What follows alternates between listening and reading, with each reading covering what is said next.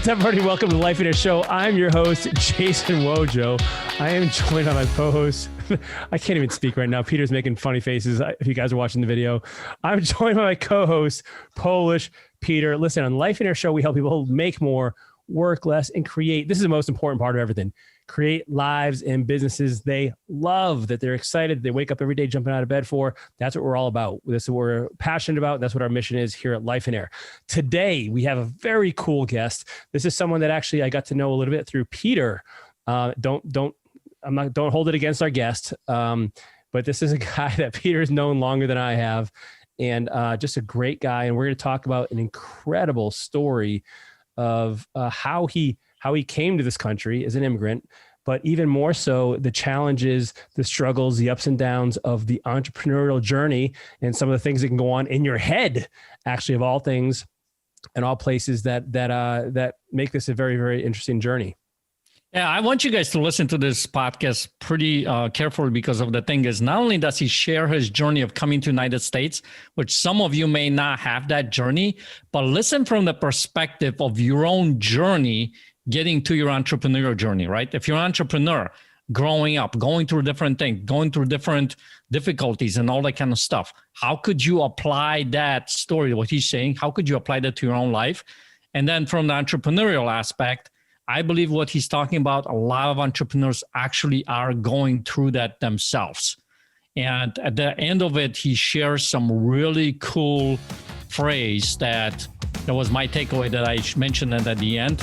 Take that on. I think if you take that on in your own life and you start applying it, you're going to see breakthroughs happening in your own life, in your business, in your personal life, and all kinds of stuff. Awesome. Let's jump right now to our interview with Tim Mai.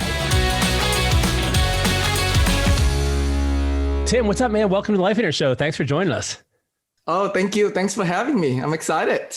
Man, so you don't know this, but I've actually followed you longer than I've actually known you. So we had the, I got to meet you and know you recently over the last, I think the first time I met you in person we're in Dallas doing a Life in Air Get a Life Getaway.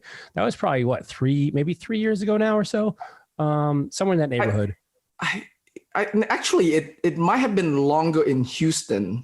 Oh, maybe. Yes, you are right. You're right. Yeah, probably 5 years ago or something like that. Yeah. But I knew of you before that. So it was kind of cool. And then I found out, Peter and I are good friends. And then I realized that he had a good friendship with you as well. And so that was it's really been really cool to see this thing come full circle. And he speaks very highly of you. And I'm like, we got to get Tim on the show. Peter, tell us like, who is this guy? Like, how did he get here? Well, so first and foremost, Timmy, just recognize you got a stalker. He's pretty big, so you should be able to see him, recognize him when he's coming, right? He's got a red shirt on, so it's like a big target right now. So just remember that, okay? And the second thing, I know Timmy since when? Since you were in the diapers? Sort of, almost. If you've known me since I was in diapers, that would make you older than me, which I don't think is the case, but maybe it's the reverse. That's a good one. Good call. So listen, the serious side of things, man, I've known you for many, many years. And one of the things that way back, I don't know how many, maybe a few years ago, you were on my own particular podcast. And one of the most incredible things that I've come to know of you and about you is that resilience that you have and your journey, that entrepreneurial journey, actually coming to the United States. Because, if you're watching the video, he doesn't look like he was, born here. And, with an accent and all that kind of stuff. So it's pretty incredible, just your story of getting here and then an entrepreneurial journey moving forward. So tell a bit about the audience of you actually getting to the United States. Yeah, and I'm going to break it up in two different parts, because I know I do have an incredible story in my whole journey of how I got to where I am today. But I want to also sort of pre-frame it ahead of time. My journey just as an entrepreneur itself, without my whole immigrant story, is, it's a lot of ups and downs, just like any other entrepreneurs. And I want to say that is because I want to make sure that the audience connects, right? Because not everybody have an immigrant journey, an immigration journey like you and I have had. But but we all have the entrepreneurship journey that we all go through, and all the ups and downs that goes through that. And it's, what's funny is that I guess I'll wrap it up at the end of my journey. But basically, here's my story, and I'll try to make it quick because I know we do have a limited time here. But basically, I was originally from Vietnam, and I was born like 2 weeks after the war ended in 1975. My whole family was supposed to have left Vietnam in 1975, but because I was so young, my mom was afraid, I might not make it, so we stayed back. And so after 1975, the communist government took over, and a lot of people tried to leave Vietnam. And so we were one of those family that had tried to escape out of Vietnam many times. And the reason why I say escape is because the way the communist government work is that they don't let you leave the country. If they catch you, they'll put you in jail. And I remember when I was about 6 years old, maybe, our entire family got put in jail. Yeah. And, for trying to escape. So we've tried to escape many times. We weren't successful. When I was 11 years old, my brother was 18. Back then, when a boy turns 18, it's automatic draft into the communist military. Mm-hmm. That was like that for me too.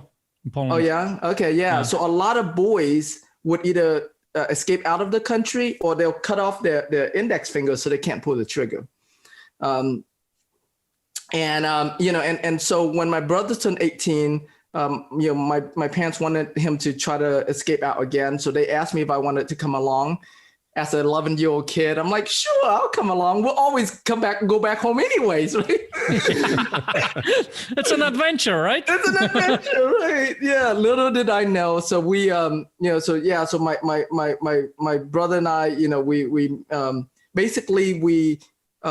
we hide out during the day, and we travel at night on foot, through rice paddies. We live in the city, but you have to get through like the village to get out on a small port, so that way you're less noticeable. So we got on a little fishing boat. Imagine a 24-foot fishing boat, very small, because you got to stay under the radar, and there's 37 people on it. I was the only kid. There was like 36 adults. We were laying like sardines underneath the boat, trying to hide, and I remember my brother and the other men were sitting by the engine and like constantly scooping out water. Wow. We floated out at sea for 7 days and 6 nights.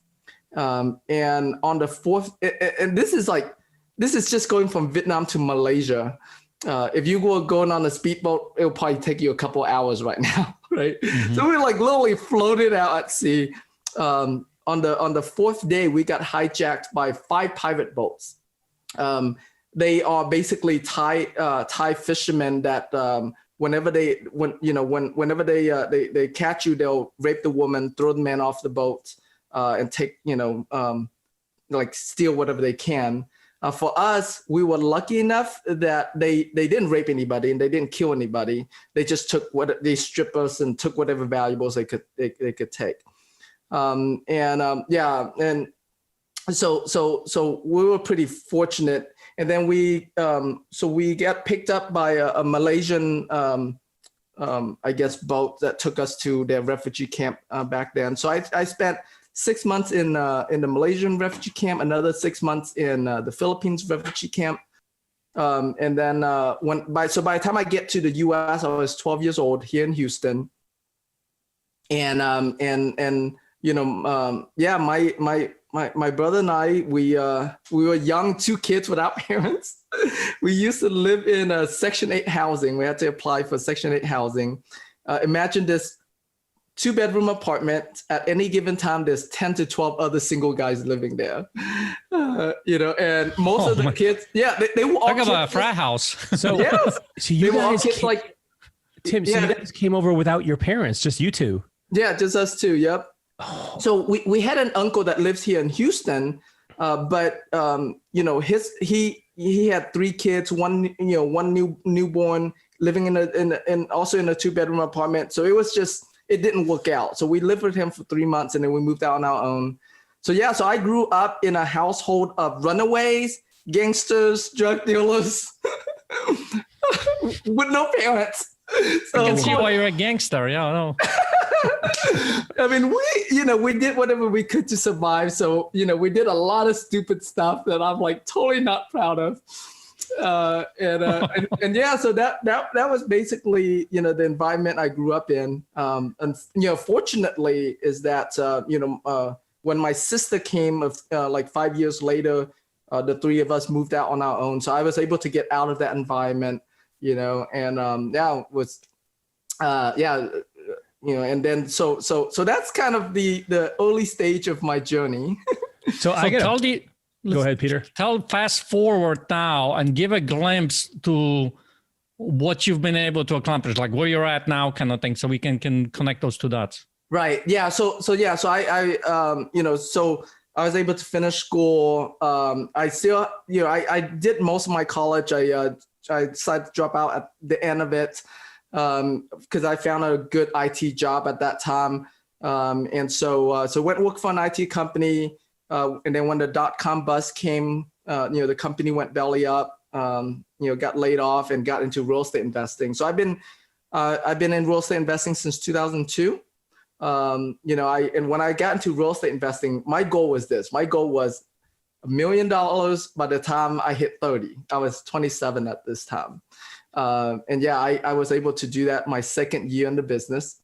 So, it was an amazing ride. And then in 2006, I started doing, teaching other people how to wholesale houses, how to flip houses. So I've been, so I guess I've been a coach mentor now for, over 10 years, 14 years, right? So it's been, so it's been a long journey. And yeah, so what I'm most proud of right now, is that not only have I been able to make it in the real estate business, but a number of my students have now became, millionaires and multimillionaires. And then, I'm married to my high school sweetheart. So we meet way back when. We have 2 boys. They're both teenagers now, 13 and 16.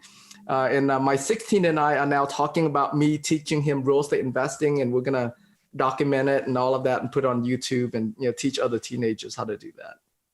Dude, what an amazing story. So I'm just curious, how do you explain, you're living in this house with all these other guys and you're a kid, you're having all these other influences, most of which probably weren't ideal, probably weren't super helpful right. or healthy. And yet I wonder what the fate of is those other guys in that room. Like what happened to the people that lived there and compared to you? How do you explain the fact that you went down this road and chances are maybe even all of those other people went down a different road? Right. Yeah. So I haven't kept up with most of them, but there are a couple guys that I have kept up with. And I think for the most part, they live a normal life now. Some of them are business owners and, some employees just like anyone else. But I think that for us, for me, when I was in that environment, I didn't know any better. Like to me, it was just a way of life. Like you're like, oh, I'm living a low life, or I'm living a ghetto life or anything like that. Like it didn't cross my mind at that time. Yeah. Right? It's just like, this is how life is. There are days that I come home from school, middle school, right? Come home from school, open up a refrigerator and there's literally nothing to eat. Like the only thing we have is tap water to drink and that's it. Right. But I didn't know any better. And one of the things that it did build in me is just the sort of the hustle life, right? Like, so I did whatever I could, to learn how to make money. In high school, I bought used computers, fix them up, resell them. Throughout college, I bought used cars, fix them up, resell them. It's funny that I'm in the real estate business of fixing up old houses. but yeah, I think that for the most part, I think it's just a journey that we all went through. But yeah, there were a few guys that are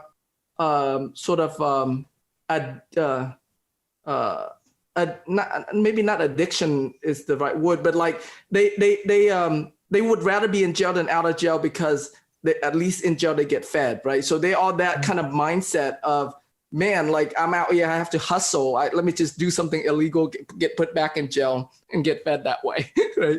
Yeah. But yeah, go ahead. So let me ask you this, because I mean, obviously, like Vojo said, your incredible journey and all those kinds of things. And like he was talking about, there's literally, sometimes we have two different choices that we can make, right? Yeah. Sounds to me you were fortunate enough to make the right choices. So my question to you is, if you were looking at your journey, what are some of the lessons, some of the things that you can pull out that actually helped you be successful in your entrepreneur journey? Right. So one of the major ones I would say is that because I came from nothing, like I don't fear being broke, right? I don't fear being back to where I was. So that allows me to take much bigger risk than most people probably. Mm-hmm.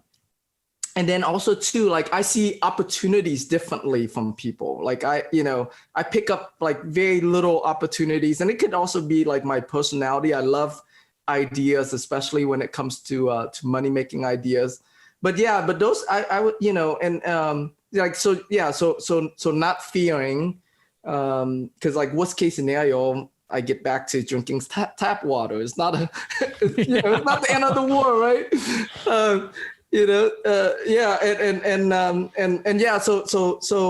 So not being afraid of failure, like just constantly seeing opportunities, and probably like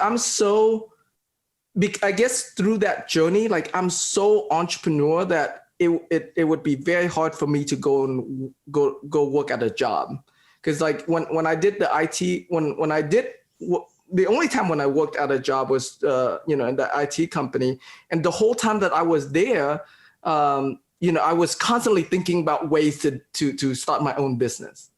So like I think it's very wired in me to hustle like that, which can be the negative part. The dark side of entrepreneurship is I find myself often like I'm a workaholic. I love working because like I get so much everything from working, right? Like I get values of who I am, like my significance of who I am in my work, in my productivity, and then like because I came from where I came from, the need to make money is just like so built into me.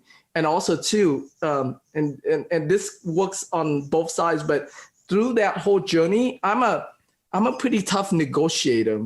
And so sometimes when I'm negotiating with someone in a business deal, like I have to consciously dial back, because otherwise, if I over negotiate, like I create a scenario where like I'm winning, and they feel that they'll give in, but they'll give in not because they're winning. They give in because it's like whatever.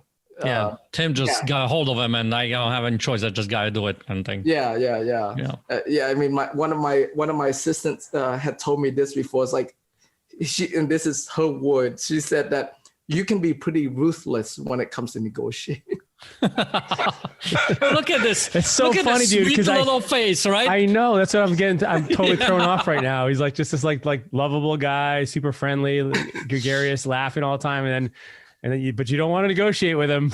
Yeah. But yeah, those are some of the lessons I learned, and to dial back what I mentioned at the beginning of the call about while my story, like my whole journey of immigrating here, growing up here, it's great, but it's nothing. The in terms of like the challenges that I have gone through. Mm-hmm. Is nothing compared to the challenges that I've gone through just as an entrepreneur. So let's talk about that a little bit. Yeah. Tell me some of the challenges as an entrepreneur. Yeah. So I'm like there's a few. So I'm a really great starter, right? Like when I start something, I go all out. But but I get bored pretty quickly too, right? So like I find myself every 3 to 4 years, I move on to a new business. And as you know, in the beginning, it wasn't a big deal because like I was young, I had more energy. So like starting a business is nothing, right? But now that I'm older, I have to be conscious about that. Like, like, am I starting a new business? Is it because, is it because that business is not a fit, or am I, like sabotaging my success again? Like, I think that's part of that. Like when I'm not careful, like, so I have thoughts that goes through my mind. Peter, you know this more than anyone else, but all the thoughts of I'm not good enough, I don't have what it takes, like it, at every level of success, like that thought screams at me, right? And I find myself doing things that would sabotage my success, so that way I can start over again, right? It's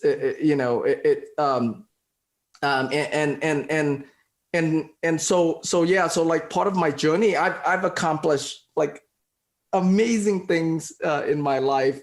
From the real estate business to the coaching business and the amount of people I've made a difference for.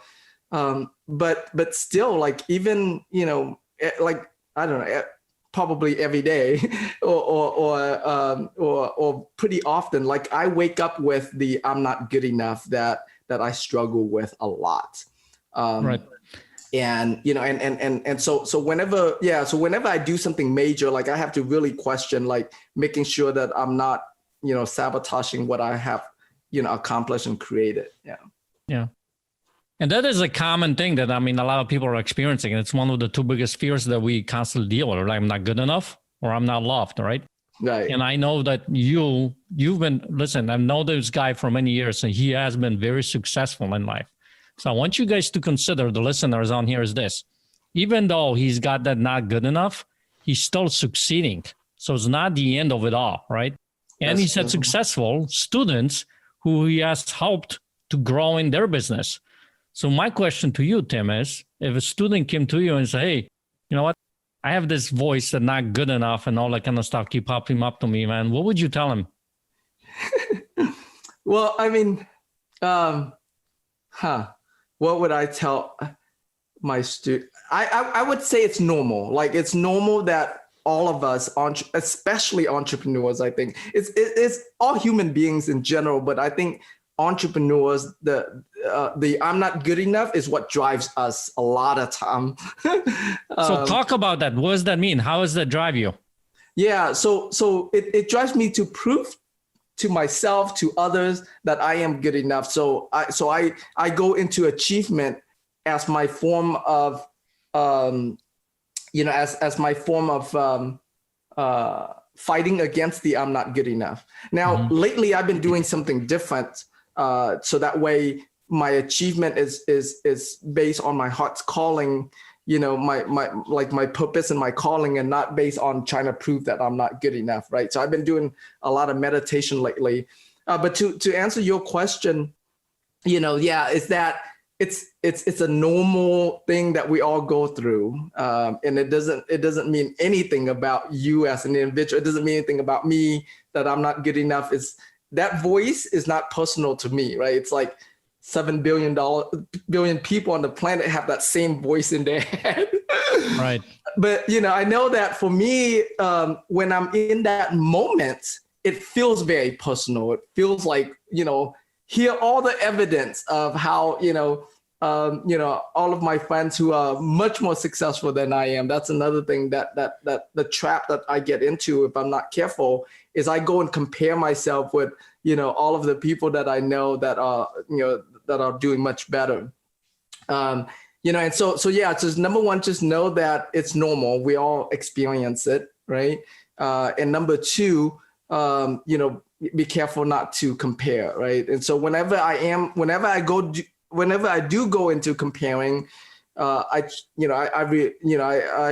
remind myself that there are also a lot of people who I have,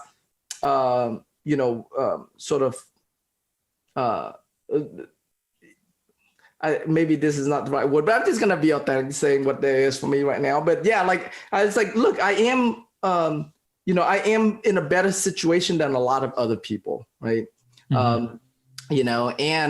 I'm at a place in my life now where I'm learning to transform it such that like the whole better or not better is irrelevant, right? Like I'm here to live my life. We all have our own journey to live, and the more we can live authentically, to our heart's calling, to our purpose in life, like that's what I'm more about now.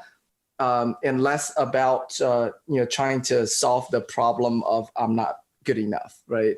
Because it's not even a problem to solve. It's just a thought. Right. Yeah. Like where focus goes, energy flows, right? Right. Exactly. That kind of thing. Yeah. All right. One thing I want to ask you too, and then Vojo can jump in too, but what I want to ask you, I know that over the last, few weeks, you've been doing the this morning routine that you've been putting in. How has that impacted your life, and does that impact your life in a good way? And what could you offer the listener as far as like having that morning routine? Right. So I started this morning routine. So I find myself, just like how my business is every 3 to 4 years, I go through this whole transition, whether it's like an actual business that I either sell or shut down, start a new business, start a new project. But I notice like my emotions also go through these cycles, right? Mm-hmm. Right now where I am in my cycle is I guess in a more funky cycle of my life.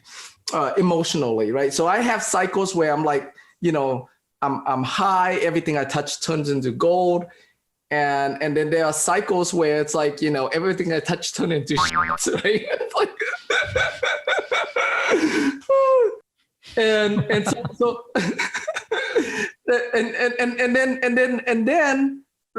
the reason why I say, there's,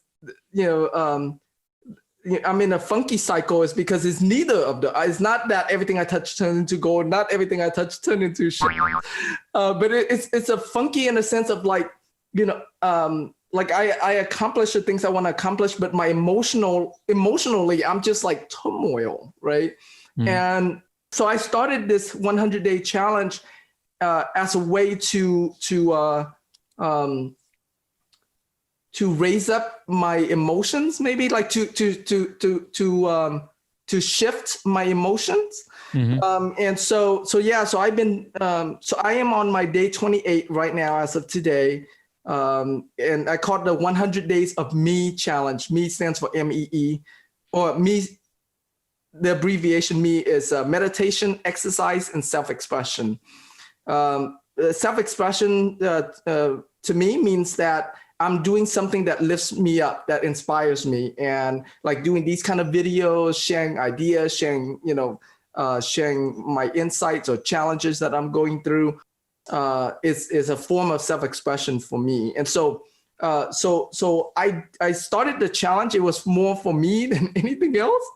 Even the content that I share it's just like journaling my 100 days.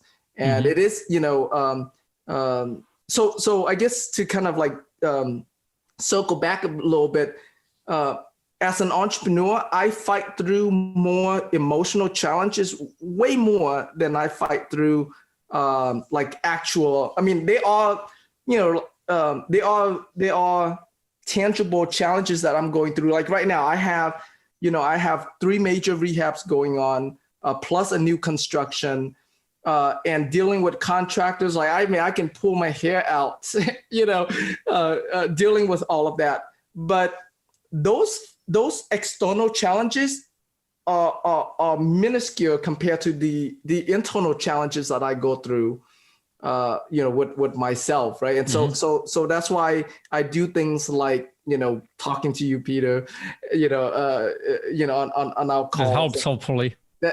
For sure, yeah. But I mean, meditation. Like I do have to do I have to be very conscious and intentional, doing a lot of things mentally and physically, to not get stuck in the whole emotional roller coster.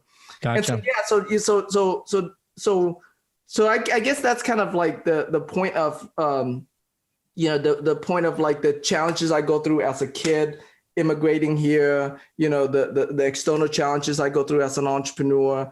The thing that I want to let everyone listening know is that, chances are you've also been or are going through emotional challenges that are very hidden. And it used to be too, and sometimes it's very shameful even, like for me, it's like, I can't believe it. How could someone who coach other people deal with all these emotional garbage, right? But it's a very human thing, and we all deal with it as entrepreneurs. Go ahead, Peter. You were going to say something? No, so I was going to say, so there's a bunch of entrepreneurs, obviously, who can probably totally relate to what you're saying right now, right? And, I'm going through this in my head and all that kind of stuff, right? What would you tell them as they're going through this emotional journey and they're doing through these challenges and everything? What would you tell them? What piece of advice would you give them? I would say give grace to yourself more than anything else, which is a big part of the journey I've been on, is just like forgiving myself, loving myself.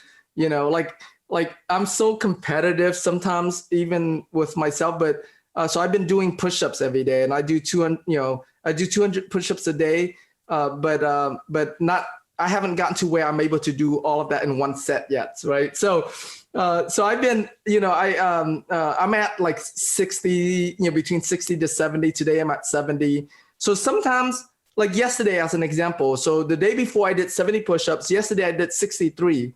And very quickly my mind goes to like, what the heck is wrong with you? Why can't you break through and be in the 70s already? Why are you still like stuck in the 60s?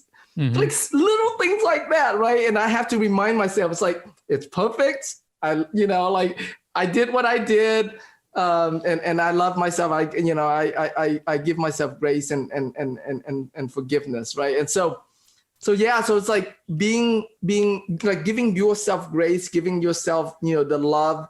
That like if you were in the shoes of your parents or your even your best friend, like they're gonna give you all that love, or give yourself that love, right? So, well, there's a real link, I think, between what you said earlier with this hustle mentality, and then quite frankly, what sounds like a little bit of an insecurity that entrepreneurs can have, and like so they believe like I have to make this work. I have to be successful. I have to show to others that I can do this. I have to prove to myself that I can do this. And that can be a healthy thing in some regards, but it could also be very detrimental. It can be very damaging and a negative thing too, because like on one hand, it sounds like a lot of entrepreneurs can like not only not acknowledge their own success, and instead of looking at how far they've come, they're looking at like, hey, why aren't I here? Why aren't I doing this? Why aren't I at this level yet? And so that can be, I guess I could see it both ways, because, when I was competitive bodybuilding, I wasn't comparing myself to the guys in the gym, or I wasn't looking at how far I'd come. I was looking at the guys who were professional on the Olympia level stage. And so I think it's good to strive for that. But at the same time, there has to be this balance, I believe, of acknowledgement and gratitude for what we've accomplished. And then, like you kind of alluded to it as well, like being okay with the process, like being okay with developing the patience, the appreciation, and like and you have, like you've spoken about before, we've kind of touched on this as well as resilience, because there's always going to be another challenge. There's always going to be something we're not at the level we want to be, and so we have this choice as to kind of how to balance that.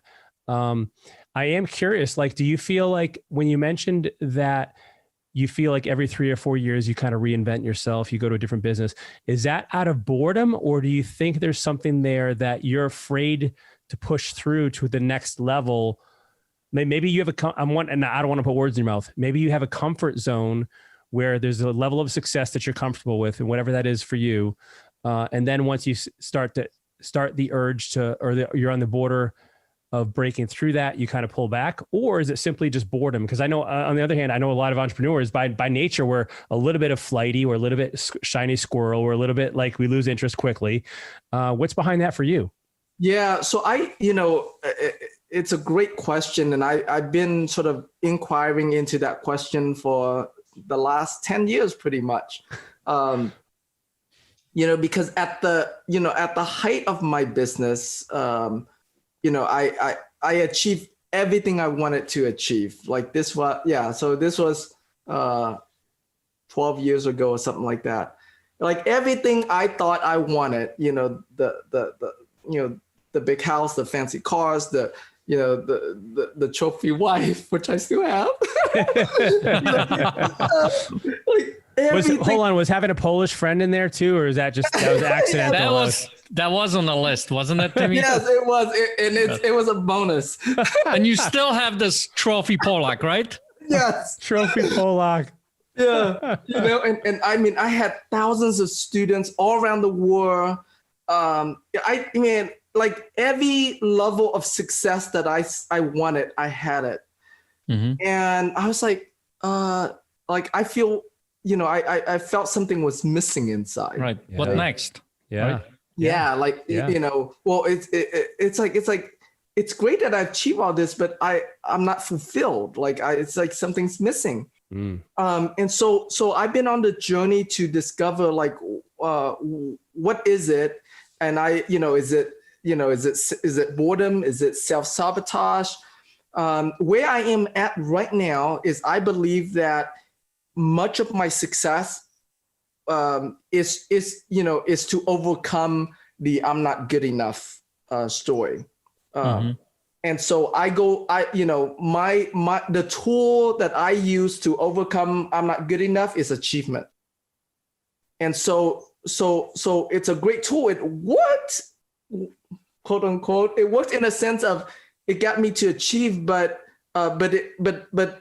as long as I continue to try to overcome that, I'll never be able to overcome it, right? And so now where I am right now is I'm more seeking after what fulfills me, what's mm-hmm. my heart's calling, what's my purpose.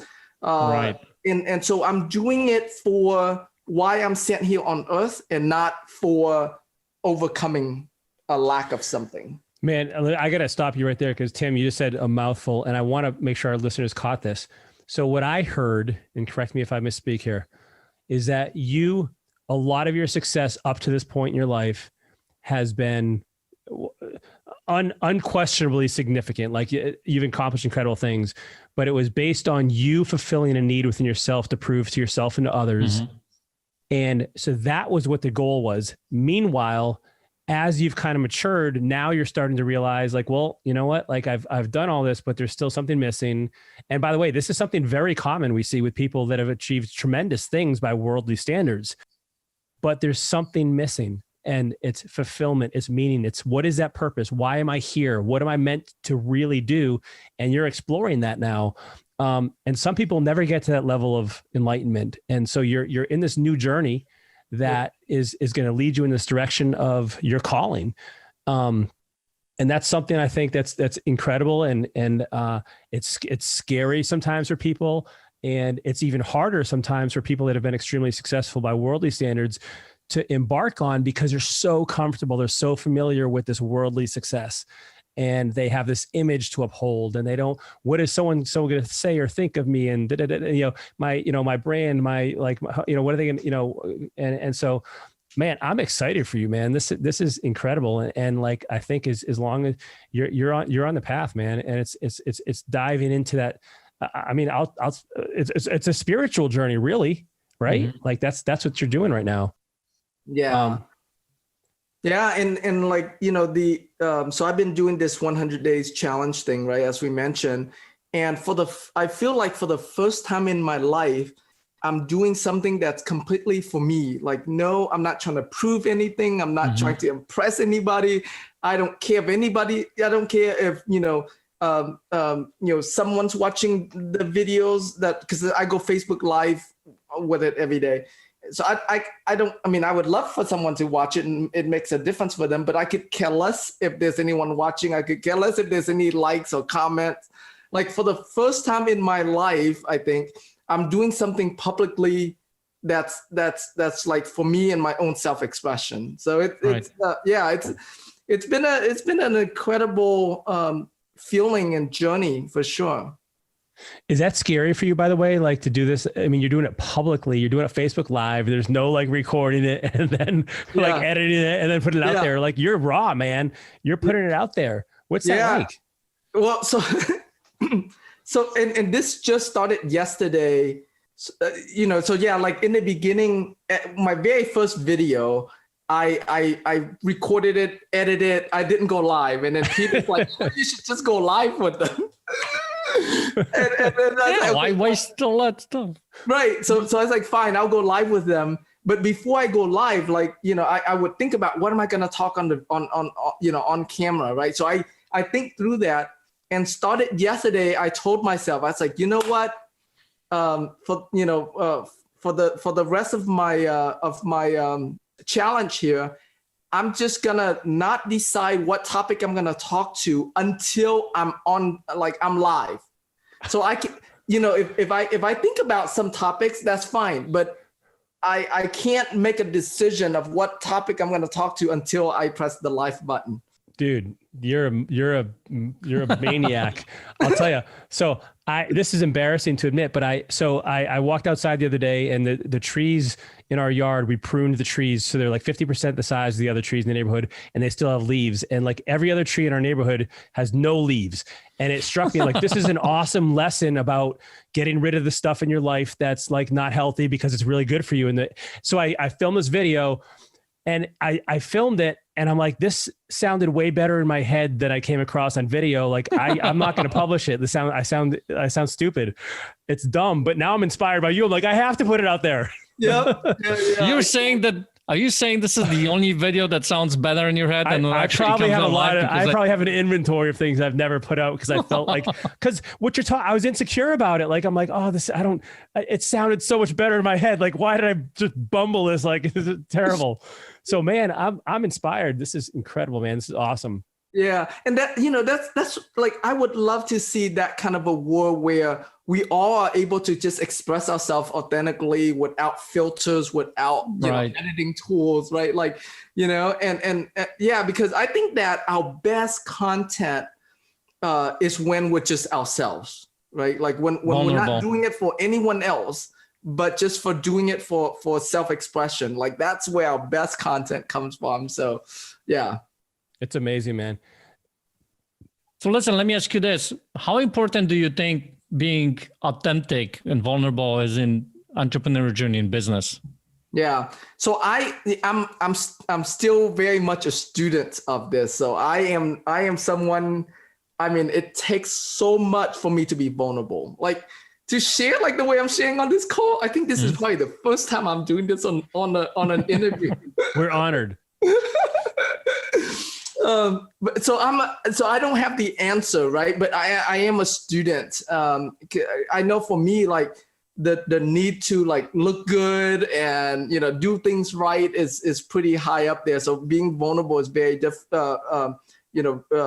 very difficult for me to do. But what I have found is that the more vulnerable I am, the more free I am, right? We as entrepreneurs, we seek so much for freedom, financial freedom, but what we don't realize as entrepreneurs, most people are emotional bondage, right? Like, we're not free inside. We're free out here externally, right? We have we have the finances, we have the material things, and even the relationships out here. But to be free in here, it takes vulnerability to be free in here, like inside of us, right? So Yeah. So to answer your question, how important it is, it's more important for you to free yourself way more so than anything else external. I love that, man. I think that what you just said, the big takeaway from that share I have is that the more vulnerable you are, the more free you are. Yep. And that phrase that came into my head is from the movie Matrix. And I think it's a good thing to wrap this up. You know, in the Matrix, it says, free your mind, right? There's that famous what's his name? Morpheus says, free your mind. And I think that when we actually get vulnerable, I think there is something that amazing thing happens, not only for you, but for other people. Because I think on this particular podcast, this episode, one of the things that you've been talking about, the journey, the entrepreneurial and all that kind of stuff, so many people can relate to, but so many people won't actually say it. Yeah. Right. They won't actually bring it up and say it. And this is what's happening. This is what I'm dealing with and all that kind of stuff. And when people like you come up and be vulnerable and show up, so, well, I'm not the only one. And that gives me the space to actually go out there and be more free, be more vulnerable, say something and help other people. So I do it, man. I appreciate you coming onto this podcast. I don't know if Vojo has any kind of questions. No, it's been a pleasure. Thank you so much, Tim. This is I know is going to impact a lot of people. Awesome. That's the only thing you need to do now to wrap this up, man, is shave your head and be a monk. Talking about, so there was a period of time where shaving my head was my form of like getting through my funk. So that's what Vojo's doing. Hey, dude, check it out, man. I got your back. I'll hook you up. I know a guy. Awesome. All right. Guys, thank you so much for having me on. I hope that the message I want everyone to hear is that, whatever you're going through, just know that there's a lot of other people going through the same thing you're going through. There's nothing to be ashamed of. There's nothing to be embarrassed about. And the more that you can open up and share that with others, the more that it'll free you. And it also gives an opportunity for others to contribute and help you through this journey as well. So, man, that's awesome. Tim, if someone wants to follow your 100-day journey or find out more about you, where do they do that? Yeah, so my Facebook, follow me on Facebook because I do it live on Facebook. So search my name, Tim Mai, M-A-I.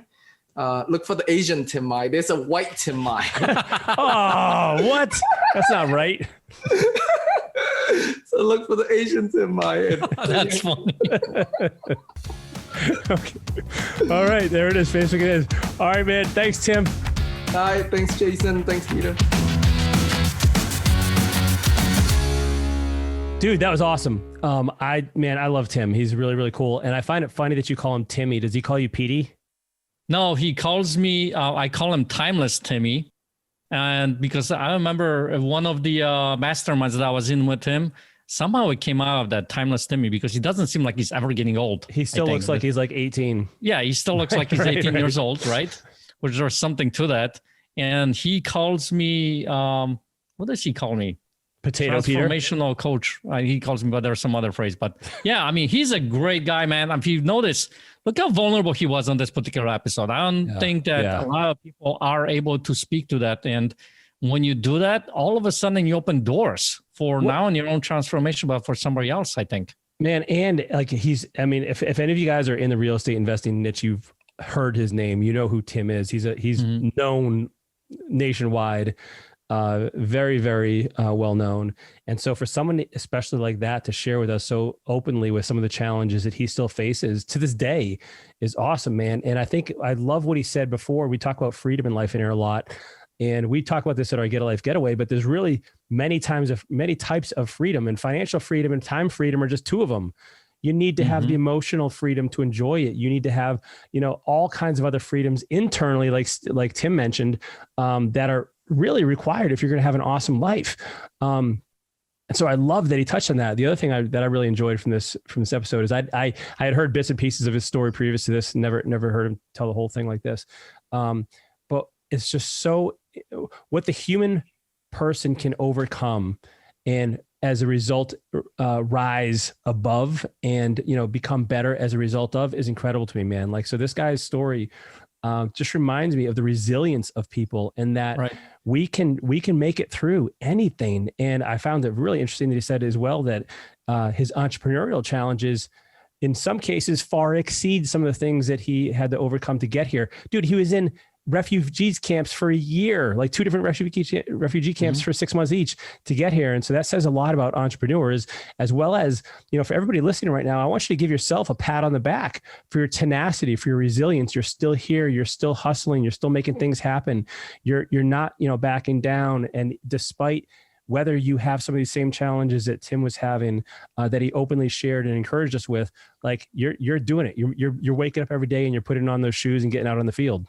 Yeah. 2 big takeaways I had from this particular episode is, one, the whole thing about fear, right? Yes. And he said, I am not afraid to go and take action, because the worst thing that can happen, I'll be drinking tap water, right? And you as an entrepreneur, look at some of the things that you had to overcome in your past and use that to break down some of those fears that you might be having to actually take the next action. Because listen, worst thing that can happen, right? Drinking tap water or whatever. But it was a huge takeaway. Second takeaway I had towards the end, when he talked about when you're vulnerable, you become more free.